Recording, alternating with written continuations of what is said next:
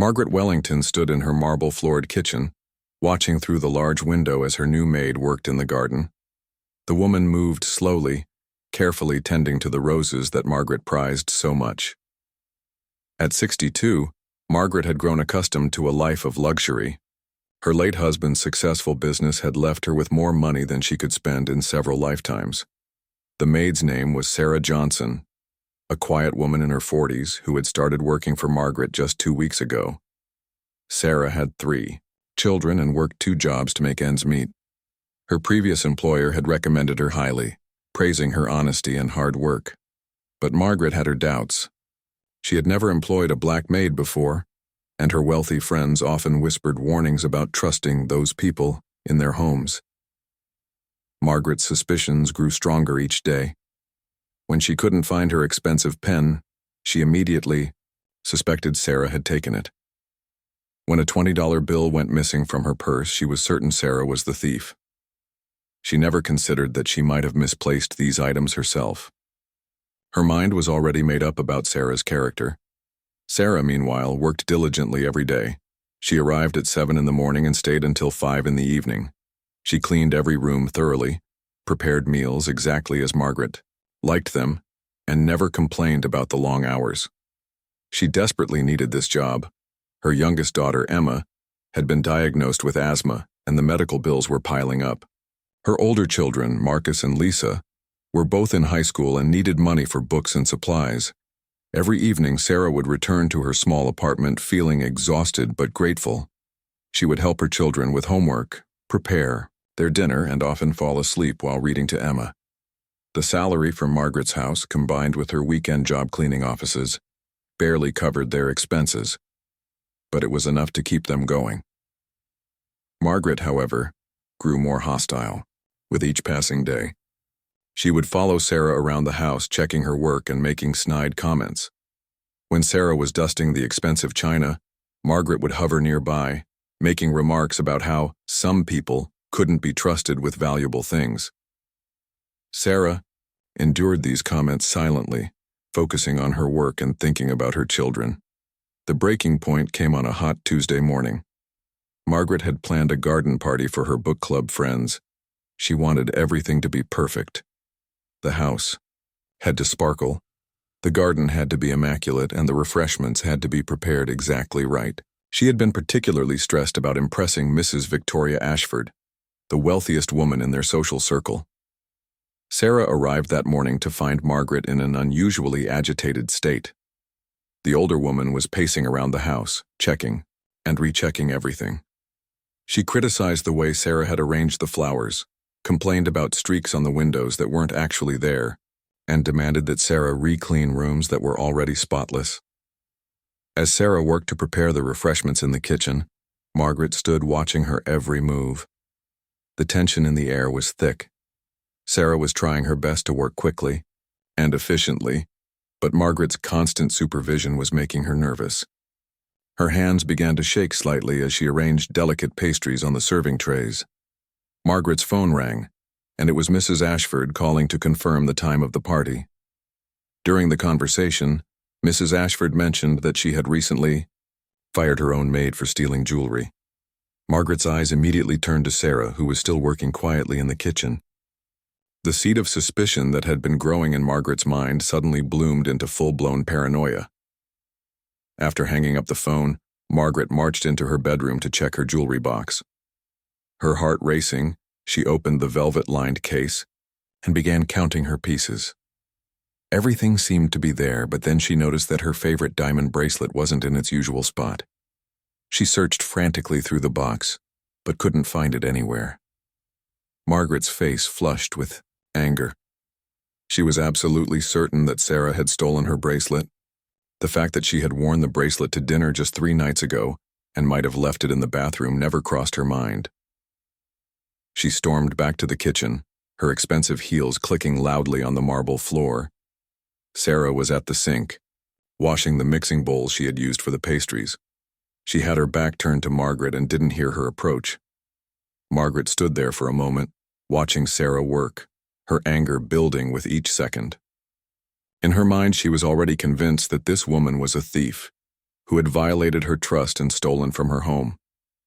The garden party was supposed to start in just 2 hours. Margaret's friends would be arriving soon, and she couldn't bear the thought of having a thief in her house while she entertained. She decided that she had to confront Sarah immediately and demand the return of her bracelet.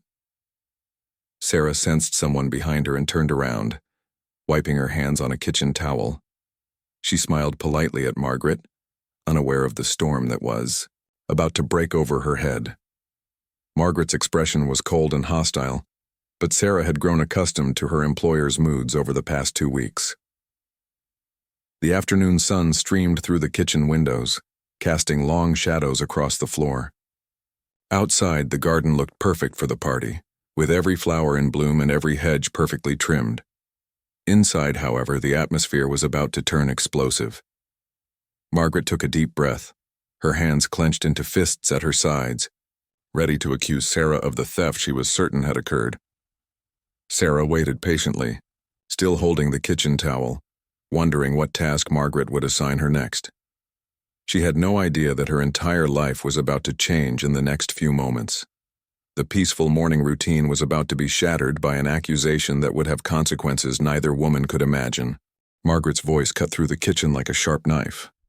"Where is my diamond bracelet?" she demanded, her eyes blazing with accusation. Sarah blinked in surprise, confusion spreading across her face. She had no idea what Margaret was talking about. "I'm sorry, Mrs. Wellington, but I don't understand," Sarah replied calmly, setting down the kitchen towel. "What bracelet are you referring to?" Her voice remained respectful, despite the hostile tone she was receiving. Margaret's anger flared even higher at what she perceived as Sarah's innocent act. "Don't play games with me," she snapped. "My diamond bracelet is missing from my jewelry box. You're the only person who's been in my bedroom besides me." Sarah's heart began to race as she realized what was happening. She was being accused of theft. Her mind went immediately to her children, to the job she desperately needed, to the bills that had to be paid. "Mrs. Wellington, I promise you I haven't taken anything," she said, her voice steady but pleading. "I would never steal from you or anyone else." Margaret scoffed at Sarah's denial. Years of privilege and prejudice had convinced her that she was right. "I want you to empty your purse right now," she commanded, pointing to Sarah's small handbag that sat on the counter. "And then I want you to turn out your pockets." The humiliation burned in Sarah's chest, but she complied. She knew she had nothing to hide, and she hoped that proving her innocence would end this nightmare quickly. With shaking hands, she opened her purse and emptied its contents onto the counter. There was a worn wallet with a few crumpled bills, a photograph of her 3 children, some loose change, car keys, and a small bottle of hand lotion.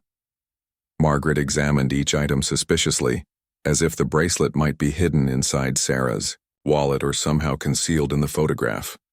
Finding nothing, she demanded that Sarah turn out all her pockets. Sarah complied again, producing only a tissue and a small cough drop.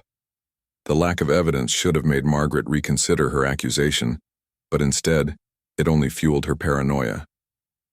"You must have hidden it somewhere," she insisted.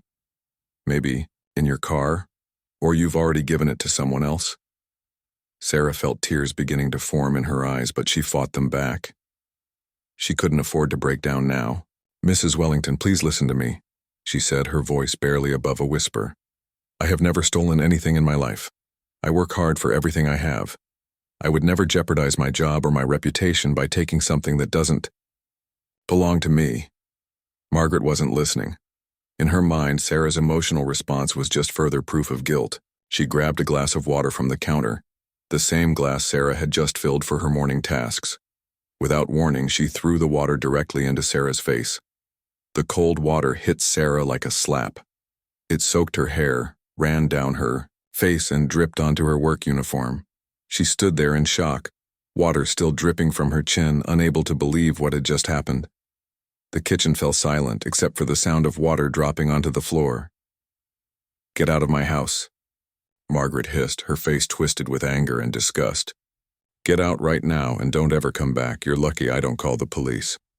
Sarah wiped the water from her face with the back of her hand, her dignity hanging by a thread. She looked at Margaret with a mixture of hurt and disbelief. "Mrs. Wellington," she said quietly, "I hope someday you realize that you've made a terrible mistake." Without another word, Sarah gathered her belongings and walked toward the door. Each step felt heavy with the weight of injustice. She had worked hard for 2 weeks, had been nothing but respectful and honest, and now she was being thrown out like a criminal.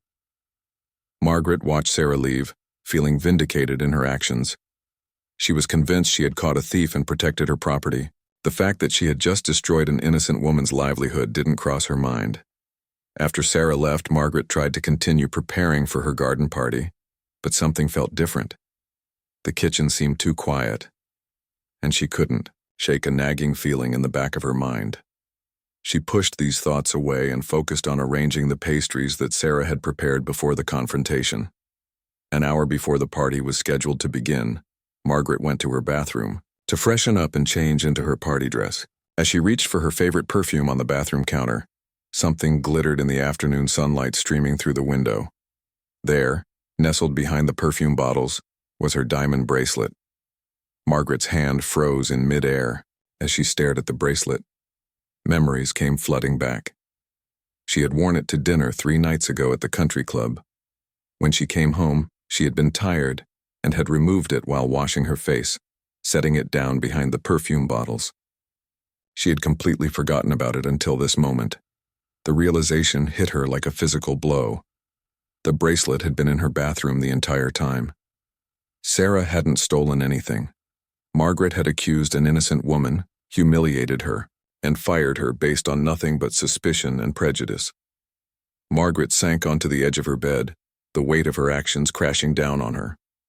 She remembered the look in Sarah's eyes when the water hit her face, the quiet dignity with which Sarah had responded to the accusation, the gentle way Sarah had said she hoped Margaret would realize her mistake. The doorbell rang, signaling the arrival of her first party guests, but Margaret couldn't move. She sat there staring at the bracelet in her hand, finally understanding the magnitude of what she had done. She had destroyed an innocent woman's life over her own forgetfulness and prejudice.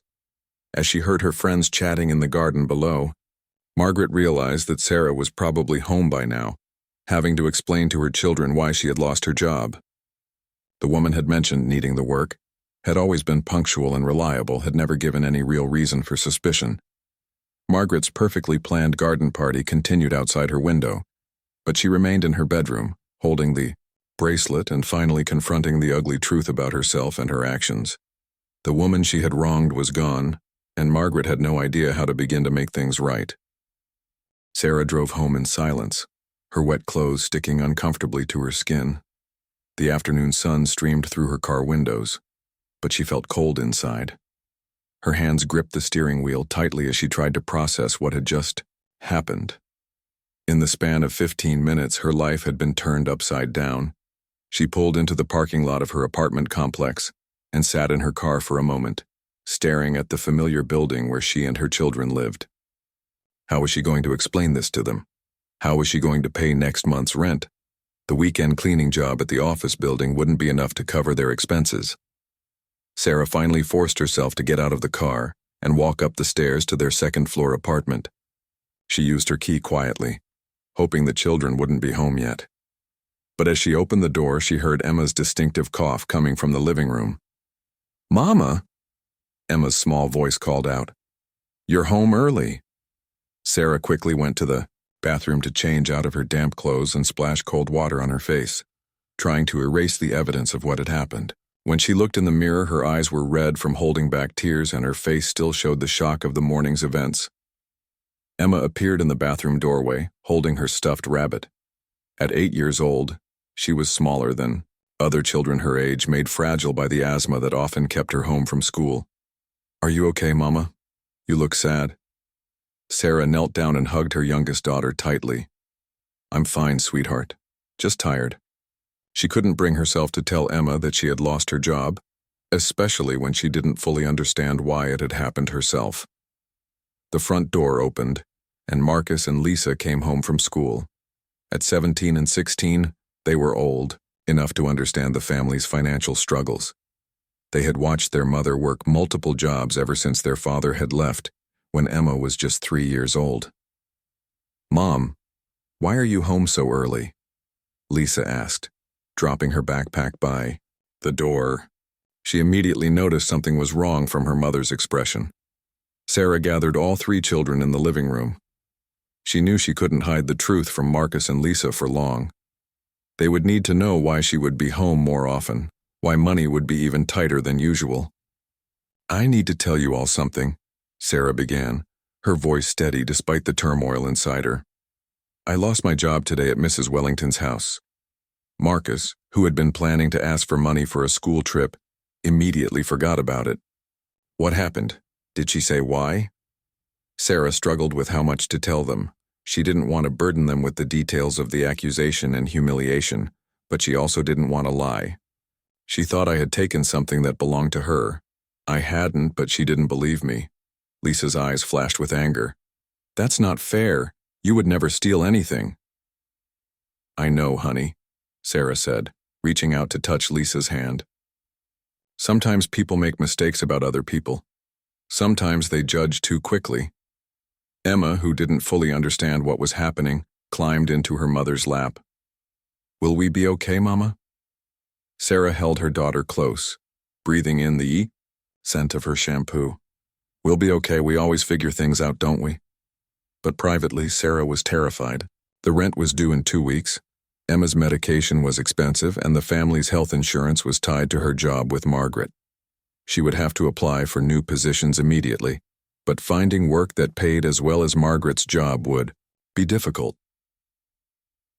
That evening, after the children were asleep, Sarah sat at her small kitchen table with a cup of tea and her laptop. She began searching job websites, printing out applications, and updating her resume. The familiar anxiety of job hunting settled in her stomach like a heavy stone. Meanwhile, across town, Margaret's garden party had been a disaster. She had barely been able to concentrate on her guests, constantly thinking about the bracelet in her jewelry box and the innocent woman she had wronged. Mrs. Ashford had commented that Margaret seemed distracted, and the other women had exchanged glances when Margaret abruptly excused herself multiple times during the afternoon. After the last guest left, Margaret found herself alone in her perfectly clean house. Sarah's work was evident everywhere, in the spotless windows, the arranged flowers, the carefully prepared refreshments. The irony wasn't lost on her that she was enjoying the fruits of Sarah's labor, while Sarah was probably struggling to explain to her children why she had been fired. Margaret tried to research Sarah's contact information, but realized she had never bothered to get Sarah's phone number or address. The employment agency that had recommended Sarah was closed for the day. Margaret would have to wait until tomorrow to try to reach out, and she wasn't even sure what she would say. Sleep didn't come easily for either woman that night. Sarah lay awake, calculating how long her savings would last and mentally preparing for the job interviews she hoped to schedule.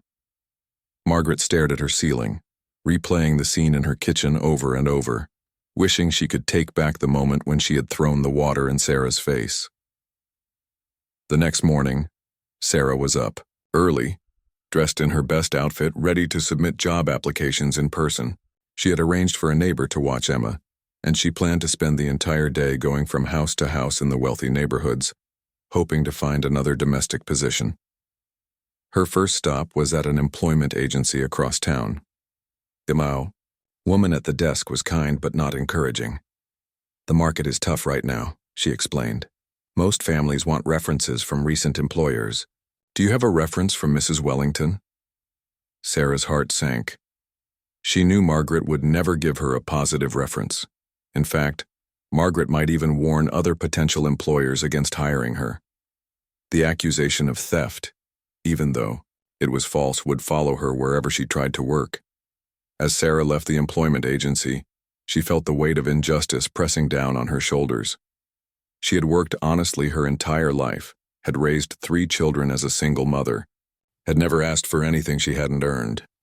Now, because of one woman's prejudice and hasty judgment, her reputation was damaged and her family's future was uncertain. Margaret, meanwhile, was pacing in her kitchen, the same kitchen where she had humiliated Sarah just 24 hours earlier. She had called the employment agency as soon as it opened, but they informed her that they couldn't give out personal information about their workers. They could pass along a message, but they couldn't guarantee that Sarah would want to hear from her. Margaret realized that finding Sarah and apologizing wouldn't be as simple as she had hoped. She had acted so quickly in firing Sarah that she hadn't thought about how she would contact her again. The magnitude of her mistake was becoming clearer with each passing hour. 3 days passed with no word from Sarah, despite Margaret's attempts to reach her through the employment agency. Margaret had left multiple messages, each one more desperate than the last, begging Sarah to contact her. The agency assured Margaret that they had passed along her messages, but Sarah had not responded. Sarah, meanwhile, had spent those 3 days in a relentless search for work. She had knocked on doors in expensive neighborhoods, submitted applications at cleaning services, and even considered taking a job at a fast food restaurant that paid much less than she needed. Every potential employer asked about her previous job, and Sarah struggled with how to explain why she had left Margaret's employment so suddenly. On Thursday morning, Emma's asthma flared up badly. Sarah had to rush her youngest daughter to the emergency room when her inhaler wasn't providing enough relief. As they sat in the crowded waiting room, Emma wheezing softly against her mother's chest, Sarah calculated the cost of the visit in her head. Without health insurance from her job, this medical emergency would drain what little savings she had left. The doctor who treated Emma was kind, but concerned. "Has she been under any stress lately?" he asked Sarah privately while Emma was getting a breathing treatment. Sometimes emotional stress can trigger asthma attacks in children. Sarah felt a wave of guilt wash over her. Emma had been picking up on the tension in their household, the worry in her mother's voice, the whispered conversations between Marcus and Lisa about money. Children always knew when something was wrong, even when adults tried to hide it. "We've had some changes at home recently," Sarah admitted to the doctor. "I lost my job earlier this week." The doctor nodded understandingly. That kind of stress affects the whole family, especially sensitive children. Try to keep things as calm and stable as possible for her. As they left the hospital, Emma holding tightly to her mother's hand, Sarah made a decision. She would have to swallow her pride and contact some of the other women Margaret had mentioned during her employment. Perhaps one of them needed household help and wouldn't require a reference from Margaret. That afternoon, while Emma napped and the older children were at school, Sarah looked through the local society pages of the newspaper, trying to remember names Margaret had dropped during their brief time together. She found an article about a charity luncheon that mentioned several of Margaret's friends. Meanwhile, Margaret was becoming increasingly desperate. She had barely slept in days, haunted by the memory of Sarah's dignified response to her accusation. She kept thinking about Sarah's quiet words, "I hope someday you realize that you've made a terrible mistake." The mistake was so much worse than Sarah could have imagined. Margaret decided to drive to the employment agency in person. Maybe if she explained the situation face to face, they would help her contact Sarah. The receptionist, a middle-aged woman named Gloria, listened to Margaret's story with growing amazement. "Let me understand this correctly," Gloria said slowly. "You accused this woman of theft, threw water in her face, and fired her. Then you found your bracelet and realized she was innocent. Now you want to apologize?" Margaret nodded miserably. "I know how it sounds, but I was wrong, completely wrong. I need to make this right." Gloria studied Margaret for a long moment. She had been working with domestic employees for over 20 years and had seen too many good people mistreated by wealthy employers who saw them as less than human. "Mrs. Wellington, I'm going to be honest with you.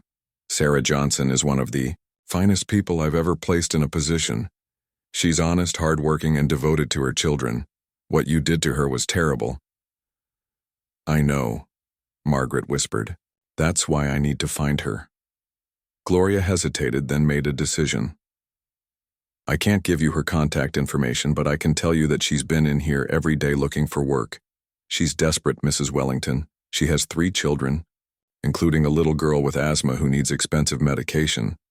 The job with you wasn't just income for her family. It was their lifeline."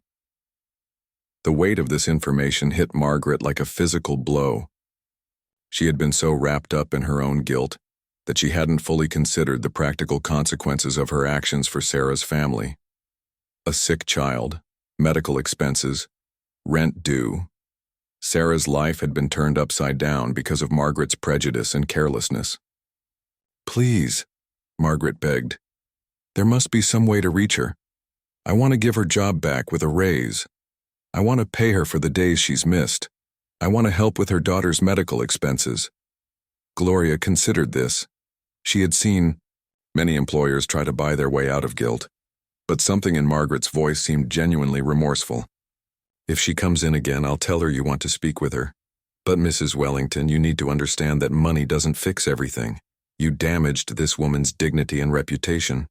That's not something you can just pay for." That evening, Sarah sat at her kitchen table with bills spread out in front of her. The hospital visit for Emma had cost $300, money she couldn't afford to spend. The rent was due in 10 days, and she still hadn't found steady work. Marcus had gotten a part-time job at a grocery store to help out, but it wasn't nearly enough. Lisa found her mother crying quietly at the table around midnight. "Mom, what's wrong?" she asked, sitting down beside Sarah. Sarah wiped her eyes and tried to compose herself. "I'm just worried, sweetheart. Money is tighter than usual." "Is it because of what that woman said about you stealing?" Lisa asked. Edawam, 16. She understood more than Sarah sometimes realized. Sarah nodded. "It's hard to find work when people might not trust you, and Emma's hospital visit was expensive." Lisa was quiet for a moment, then reached over and hugged her mother. "Mom, we all know you would never steal anything. Anyone who really knows you knows that. That woman was just mean and stupid." Sarah hugged her daughter back, drawing strength from Lisa's fierce loyalty. Her children had never doubted her innocence, had never questioned her character. Their faith in her meant more than any job or any amount of money. The next morning brought unexpected news. Gloria from the employment agency called Sarah at home. "Sarah, I need to talk to you about something important," Gloria said carefully. "Mrs. Wellington has been trying to contact you. She says she found her bracelet and wants to apologize." Sarah was silent for a long moment. She had imagined this scenario many times over the past few days, had wondered if Margaret would ever realize her mistake. But now that it was happening, she felt more anger than relief. "She wants to give you your job back," Gloria continued. "With a raise. She wants to make amends." "Does she?" Sarah said quietly. "And what about the humiliation? What about my reputation? What about the fact that my 8-year-old daughter ended up in the hospital because of the stress I've been under?" Gloria sighed. "I know, Sarah. What she did was awful. But you need the work, and she seems genuinely sorry." Sarah looked around. Her small apartment, at the bills on her table, at Emma's inhaler on the counter. Pride was a luxury she couldn't afford right now. But forgiveness, that was something else entirely. After much internal struggle, Sarah agreed to meet with Margaret, but only in a neutral location. Gloria arranged for them to meet at a small coffee shop downtown the following afternoon. Sarah arrived first, choosing a table near the window, where she could watch Margaret approach. She wanted to see the woman who had humiliated her before Margaret could see her reaction. Margaret walked into the coffee shop looking nothing like the confident, imperious woman Sarah remembered. Her hair was unkempt, her clothes wrinkled, and she had dark circles under her eyes. She spotted Sarah immediately and approached the table with hesitant steps, as if she wasn't sure she would be welcome. "Sarah," Margaret said softly, standing beside the table. "Thank you for agreeing to see me." Sarah gestured to the chair across from her but didn't speak. She had decided to let Margaret do the talking first. Margaret sat down and immediately reached into her purse, pulling out an envelope. "I found my bracelet," she said, her voice barely above a whisper. "It was in my bathroom the whole time, behind my perfume bottles. I had put it there myself after dinner 3 nights before I accused you." Sarah nodded but remained silent, her hands folded in her lap. "I was wrong," Margaret continued, tears beginning to form in her eyes. "I was completely terribly wrong. I let my prejudices and assumptions cloud my judgment, and I hurt an innocent person. I hurt you. Yes, you did, Sarah said simply, her voice steady but cold. Margaret flinched at the directness of Sarah's response. I know you have no reason to forgive me or trust me again, but I want to make this right. I want to give you your job back, with a significant raise. I want to pay you for all the days you've missed, and I want to help with any expenses you've had because of what I did. Sarah studied Margaret's face carefully. The older woman looked genuinely remorseful, but Sarah had learned to be cautious about trusting people's apparent sincerity. Why? She asked. Why what? Why do you want to make it right now? Because you feel guilty? Because you're embarrassed about what you did? Or because you actually understand what you did wrong? Margaret was quiet for a long moment, considering the question. All of those things, she admitted finally, but mostly because I realized that I never really saw you as a person. I saw you as someone different from me, someone I couldn't trust just because of the color of your skin. I was raised with those attitudes, and I never questioned them until now. This honesty surprised Sarah. She had expected denial or excuses, not this raw admission of prejudice. Margaret continued, I've spent the last week thinking about everything you did in my house. You were never late, never complained, never gave me any reason to doubt you except for my own biases. You were kind and professional even when I was watching you like a hawk, and I repaid that with suspicion and cruelty. Sarah felt some of her anger beginning to soften, but she wasn't ready to let Margaret off the hook completely. Do you know what happened to my daughter Emma the day after you fired me? Margaret shook her head, looking worried. She had an asthma attack and had to go to the emergency room. The doctor said it was likely triggered by stress. Children pick up on more than adults realize, Mrs. Wellington. When their mother is worried and scared, they feel it too. Margaret's face went pale. Is she okay? She's fine now, but the hospital bill cost $300 that I couldn't afford. My son had to get a part-time job to help with expenses. My older daughter has been having nightmares about us losing our apartment. Each word hit Margaret like a physical blow. She had been so focused on her own guilt that she hadn't fully considered the ripple effects of her actions on Sarah's entire family. I'll pay for the hospital bill, Margaret said immediately, and anything else your family needs. I don't want your charity, Sarah replied firmly. What I want is for you to understand that your actions don't just affect me. They affect my children, my future employers, my reputation in the community. When you accused me of theft, you didn't just hurt me, you put my family's entire livelihood at risk. Margaret nodded, tears now flowing freely down her cheeks. You're right. I didn't think about any of that. I just acted on my worst instincts. Sarah watched Margaret cry and felt a complex mix of emotions. Part of her was satisfied to see Margaret's distress, but part of her felt uncomfortable with the older woman's obvious pain. Despite everything that had happened, Sarah wasn't cruel by nature. Mrs. Wellington, Sarah said after a moment, I need this job. My family needs the income, and I can't afford to spend weeks looking for something else. But if I come back to work for you, things have to be different. Margaret looked up hopefully. Anything you want. I'll do anything to make this right. First, I want a written contract with clear terms and expectations. Second, I want a formal letter of apology that acknowledges your mistake in case I ever need it for future employment. Third, I want respect. I want to be treated as a professional who deserves basic human dignity. Yes, of course, all of that, Margaret agreed quickly. Sarah took a deep breath before continuing. And I want you to understand something. Forgiveness isn't the same thing as forgetting. I'm willing to give you another chance because my family needs me to, but I'm not going to pretend this never happened. Trust is something you earn over time, not something you can buy back with money. Margaret nodded solemnly. I understand. I don't deserve your forgiveness, but I'm grateful that you're willing to consider giving me another chance. They sat in silence for a few minutes, both women processing the conversation. Finally, Sarah spoke again. There's something else I need you to understand, Mrs. Wellington. What happened between us isn't just about one person making a mistake. It's about attitudes and assumptions that hurt people every day. I'm not the first black woman to be accused of something she didn't do, by someone who should have known better. Margaret felt ashamed as she realized the broader implications of her actions. What can I do to be better? Start by examining your own biases, Sarah said.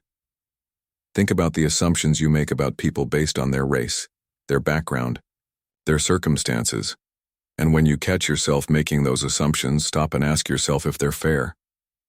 As they prepared to leave the coffee shop, Margaret made one final request. Would you let me meet your children? I'd like to apologize. To them too, especially Emma. I want them to know that what happened wasn't their mother's fault. Sarah considered this request carefully. Her children, especially Marcus and Lisa, were angry about what had happened to their mother. They might not be ready to meet Margaret yet. Maybe someday, Sarah said finally. But not right now. They need time to see that you've really changed before they're ready to forgive. As they walked out of the coffee shop together, both women knew that this conversation was just the beginning. The real test would come when they returned to the relationship of employer and employee, when the dynamics of 6 months later, the relationship between Margaret and Sarah had transformed in ways neither woman could have imagined. Sarah returned to work the Monday following their coffee shop meeting, but the atmosphere in the Wellington house was completely different. Margaret had spent the weekend preparing a written contract that outlined Sarah's duties, hours, and compensation clearly. She had also written a formal letter of apology that acknowledged her mistake and praised Sarah's character and work ethic. When Sarah arrived that first morning back, Margaret handed her both documents without being asked. The initial weeks were awkward and tense. Sarah performed her duties professionally but maintained emotional distance. Margaret, meanwhile, struggled to find the right balance between making amends and not overwhelming Sarah with attention. She had to learn how to treat Sarah as an equal, while still maintaining their working relationship. Gradually, small changes began to appear. Margaret stopped hovering over Sarah's work and instead trusted her to complete tasks independently. When Sarah mentioned that Emma had another doctor's appointment, Margaret immediately offered to adjust Sarah's schedule and insisted on paying for the medical expenses as part of Sarah's benefits package. The real breakthrough came during the 4th week, when Margaret found Sarah quietly crying in the kitchen during her lunch break. Instead of pretending not to notice or awkwardly retreating, Margaret gently asked what was wrong. "It's Marcus," Sarah explained, wiping her eyes with a tissue. "He's been accepted to community college, but I don't know how we're going to afford it, even with his part-time job and the scholarship he received." Margaret listened carefully, then made a suggestion that surprised both of them. "What if he did some work for me on weekends? I've been meaning to have the garage organized and some yard work done that's too heavy for my regular gardener. I could pay him well for the help." Sarah looked at Margaret suspiciously. "I don't want charity disguised as work." "It's not charity," Margaret insisted. "I really do need the help, and Marcus is strong and reliable. You've raised good children, Sarah. I can see that in how respectful and hardworking he is at the grocery store." This comment revealed that Margaret had been paying attention to Sarah's family in ways that showed genuine care rather than mere guilt. She had noticed Marcus's work ethic and character, not just seen him as Sarah's son who needed money. Marcus began working weekends at Margaret's house, and his interactions with the older woman helped bridge the gap between their families. He was polite but direct, much like his mother, and he wasn't afraid to call out assumptions when he heard them. One Saturday, while Marcus was organizing tools in the garage, he overheard Margaret on the phone with one of her book club friends. The woman was complaining about her own domestic employee, making disparaging comments about those people and their reliability. Marcus stopped working and looked directly at Margaret when she ended the call. "Mrs. Wellington," he said calmly, "my mother has never been late to work in her entire life, including when she worked for people who didn't deserve her dedication." Margaret felt her face flush with shame, remembering her own past attitudes. "You're absolutely right, Marcus, and I should have spoken up to defend your mother just now instead of staying silent." These honest conversations, uncomfortable as they were, began to build real understanding between Margaret and Sarah's family.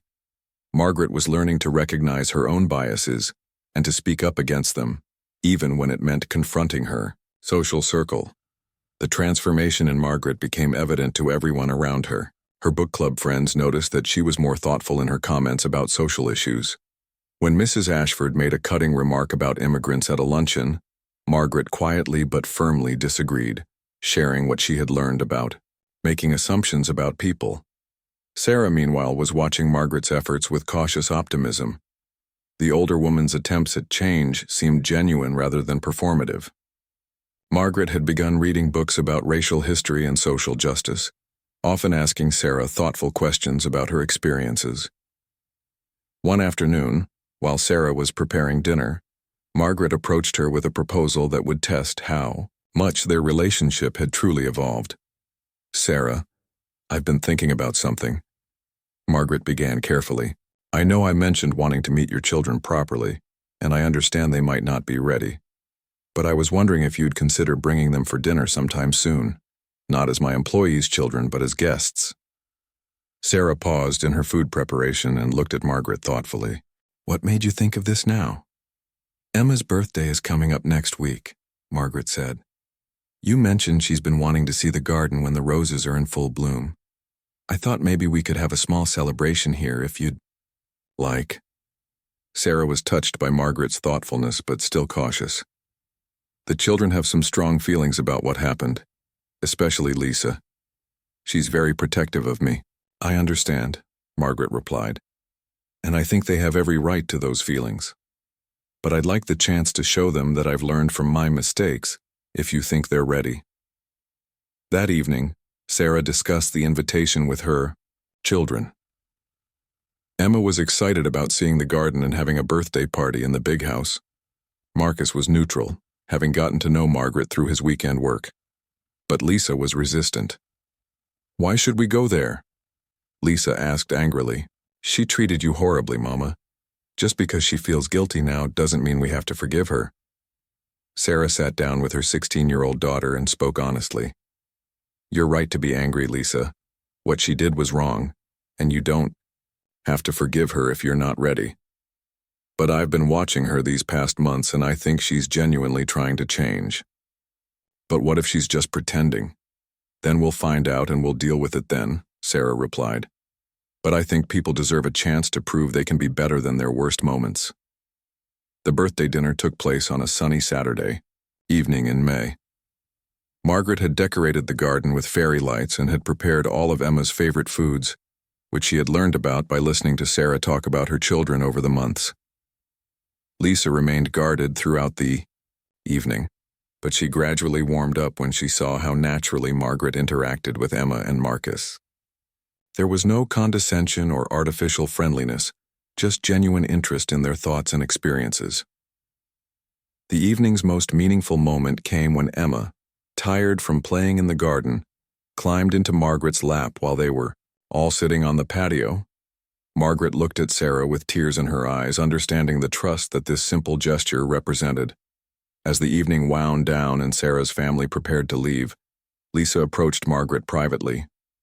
"Mrs. Wellington," she said quietly, "I want you to know that my mother is the most honest person I know. What you did to her was really awful." "You're absolutely right," Margaret replied. "It was awful, and I'm ashamed of it every day." Lisa studied Margaret's face for a moment, then continued. "But I can see that you're trying to be better. That matters to my mom. So it matters to me." As Sarah drove her children home that night, Emma chattering excitedly about the party and the beautiful garden, Sarah reflected on how much had changed since that terrible day in Margaret's kitchen. The journey from accusation to understanding had been painful and difficult, but it had resulted in something neither woman had expected: genuine respect and the beginnings of real friendship. Margaret, alone in her house, looked at the photos she had taken of Emma's birthday celebration. For the first time in years, her home felt truly alive, filled not just with expensive objects but with the warmth of human connection and the possibility of redemption. Both women had learned that true change requires more than apologies and good intentions. It requires the courage to examine uncomfortable truths. the patience to rebuild trust slowly, and the wisdom to understand that some wounds, while they can heal, leave scars that serve as permanent reminders of the importance of treating every person with dignity and respect.